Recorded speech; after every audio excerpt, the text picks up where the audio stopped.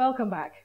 Before the break, I've been speaking with Ken Okolugbo, the CEO of Kenco Nigeria Limited, and of course, a former commissioner of the SOPADEC. Thank you for staying with me on the show. It's my pleasure. All right, now, earlier we were talking about your passion for developing your state and the need for indigenes to go back home to invest, to help develop the people and support them. So would you say that the government of your state has done enough or is not doing enough in this regard? Well, the government is doing the best within its ability, but there's still a lot to be done. You also see that the government is giving the needed environment for you to come and invest. For example, if I didn't think the environment was right, I wouldn't put such a huge investment back home. But out there, the greed to make money, the greed to have so much, will not allow people to invest because they want to come to where they can quickly recover their funds. They are not interested in what impact those developmental programs will bring. So what I think the government needs to do more is to increase the roundtables on economic discussions on how businesses can be enhanced when you come back. Because we'll stop urban migration. That will be one way of stopping urban migration. We talk of foreign direct investment in Nigeria, and I even talk, the states are also talking about foreign direct investment. Let's charity begin at home, and that's what I think. All right, since the Niger Delta Avengers pledged allegiance to your group, there seems to be a lull in the activities, which many would say is a welcome development. So are we seeing the last of such worrisome trend from... Are you talking about my group, PANDEF? PANDEF. Okay. I didn't even know you knew I was a member of PANDEF. Okay, you see, one of the things that the bottom line of PANDEF, our aim was to stop the bombings. And our leader, Chief Ike went out of his way. It's very key for you to understand, because I had this discussion with him privately one-on-one. You know, he went out of his way to make sure that the Niger Delta Avengers, which was not paying any allegiance to any of the leaders of the groups, gave their categorical word that they should trust in him, he'll be able to negotiate on their behalf, and that they should stop the bombings. But I'll tell you that I'm very sad. Why am I sad? Since Papa Clark took that action, have you heard of any bombings? That was what I said. That's exactly what you said. There's a law, but they have not reciprocated. What is Papa Clark looking for? He tells you that he has his boarding pass, that his time is done. Whatever he's doing is an additional time. He's not pandering to anybody. Is it money that he's looking for? Or is it money that he doesn't have? Is it fame? Is it time? He's not looking for publicity. He's only thinking of the masses and for the people. And the present government, they know what they have benefited. Since the Niger Delta Avengers stops the bombing, we are now producing about 1.9 million barrels.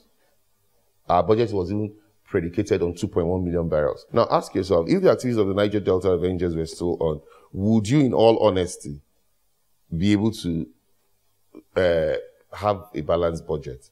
Because if your budget is predicated on 1.9 million, 1.8 million barrels a day, and you're selling only 800,000 barrels a day, which was what was happening when the Niger Delta Avengers blew the Forcados terminal, for example, which was one of our major source of export for crude. You won't have a balanced budget. The economy will suffer more. The economy will shrink more. I'll be talking about getting out of recession. But you are still not speaking to PANDEF. They're still not speaking to us. PANDEF has had about 4 or 5 outings. We've even had a rally in Yenagoa.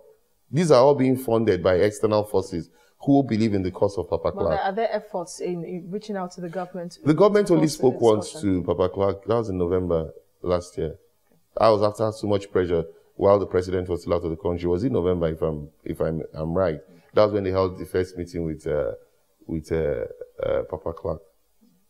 And it's not nice. If he's told the boys that, look, believe in me, trust in me, and you treat him like this, the boys are not stupid. They can also see for themselves.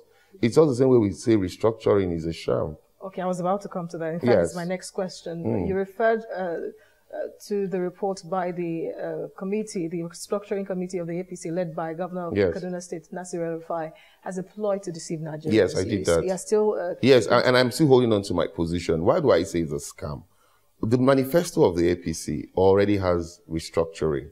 And one of the key people who have fought against restructuring is, unfortunately, the same man, Governor El-Rufai, that you have saddled with the task of now presenting a paper on restructuring. Why did it take 3 years? Why did they have to take 3 years to talk about restructuring? If we're genuine about restructuring, then go back to your manifesto. Go back to the things you had in your manifesto. You talked about state police. You talked about devolution of power. You talked about even going onto the exclusive legislative list, removing those items that hitherto now the states couldn't legislate on. Things like power, things like oil, mineral resources. Those are the things that we're talking about. So you already have them in your manifesto. If you started implementing them, then we can see that there is a genuine approach towards restructuring. I'm not trying to hold brief for for the past government that did not also do so much in terms of restructuring. But bringing out a paper now, I stand to be corrected. I made that statement, I think, about a week after the paper came out, which must have been either early this year or last year. But you can see they haven't even considered it in the Federal Executive Council meeting. And the Federal Executive Council meeting is made up of all card-carrying members of the APC. And that is an APC paper. And even at the National Executive Council meeting of the APC, it is still not being considered. And so what I believe it's been done by the paper is that it was only brought out to hoodwink Nigerians because it's an election year. All right, so what is your immediate reaction to the statement credited to President Muhammadu Buhari that Nigerian youths are lazy and their interest is just in oil money? Did he really make the statement? We are still finding it very difficult to think that he would make the statement. Yes, I can agree with him that Nigerian youths are lazy. They're lazy because all of them? No, most of them. Most of them. There's a lot of sense in what President Buhari said. Look at me today, I'm 46. You can't refer to me as a youth anymore. People sit and still remember me when I fought the first time to get into office in 2003, when I was barely 30. The age of the youth should be 18 and 35, if I'm correct. You can maybe consider 40 a bit to be of a youth. I can't be said to be a youth anymore. And I'm only going to say I'm not yet governor of my state or president of the country. If Buhari was president when he was 37 or 38, and Gowon was president when he was 29 or 31, then we are lazy. He's very correct. We are not taking the youths are not able to take the bull by the horn. How old is Julius Malema? Julius Malema is 39. Right. Julius Malema became the leader of the youth wing when he was 28. Yes. What are the youths doing in Nigeria?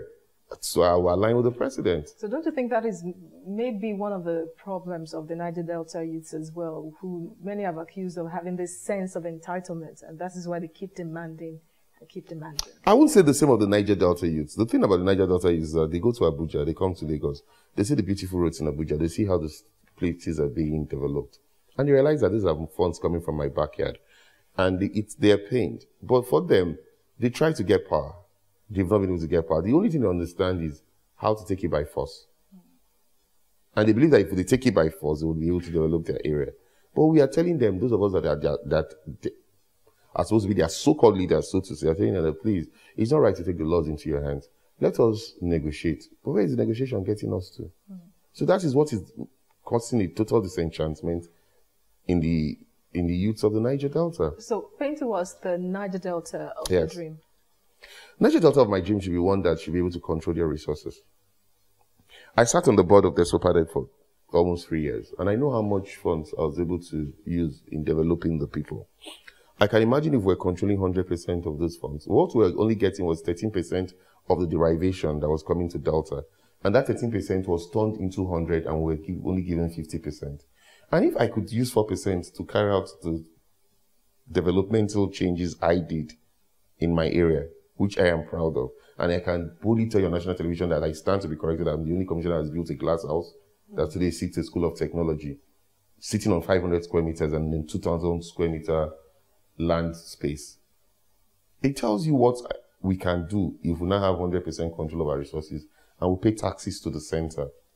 My governor will not be crying about the Agbo Eku Road and Warri Road and Efurun Road.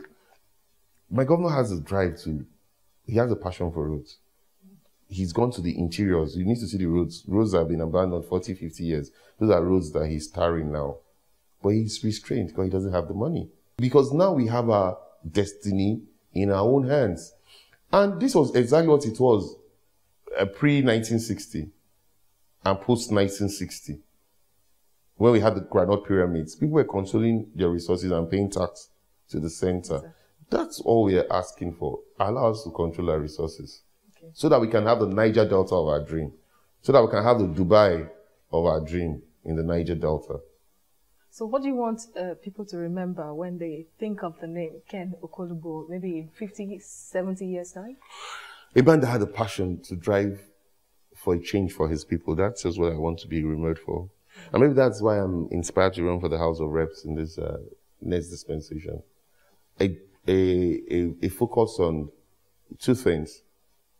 Action as a catalyst to bring about an overall change in terms of human capital development, infrastructural development, and above all, making sure that you act as an oversight to control the pilferage. A balanced one, not a biased one like this government is doing in terms of fight against corruption. Okay, if given an opportunity, maybe you have a chance and you have a lot of money and then you are told that you can invest in, something to pamper yourself, either glasses, shoes, watch, which is your favorite that you can spend any amount on? Louis Vuitton, that's what I'm wearing. I'm wearing a Louis Vuitton shoe. So you love shoes? Yes, I love shoes. Wow. Yes, I spend a lot on my shoes. I can wear Rolex watch, I can wear Gucci watch. I'm not crazy about watches, but shoes, I spend a whole lot on shoes. Salvatore Ferragamo, Louis Vuitton, and Angelo Galaxy. Those are my favorites. But more Louis Vuitton in terms of shoes. Okay, are you going to tell us the political party you are going to fly on, or still certainly the same party? PDP. Same party. I have been steadfast. At least I should be given that credit. I had an opportunity of shifting, you know. I'm not saying the PDP has had a whole lot of baggage, you must agree. So much baggage, so much scandal, so much you can talk about. But in all, what we're saying is that we are rebranding. Okay. And that's why we're saying we're sorry for the period we have. We have hurt the nation. We should be given another chance to reposition the party and to reposition the country. That's what we're saying, basically. Thank you very much for talking to us on the show. It's been quite interesting listening to you. It's my pleasure. Thank you very much. All right, we've been speaking with Ken Okolugbo, the Chief Executive Officer of Kencol Nigeria Limited and a former commissioner of the SUPERDEC. We would like to hear from you. You can also ask us questions. Send all inquiries to the Sunday interview at cbcnews.tv. Thank you for watching. I am Azizat Olalua. Bye for now.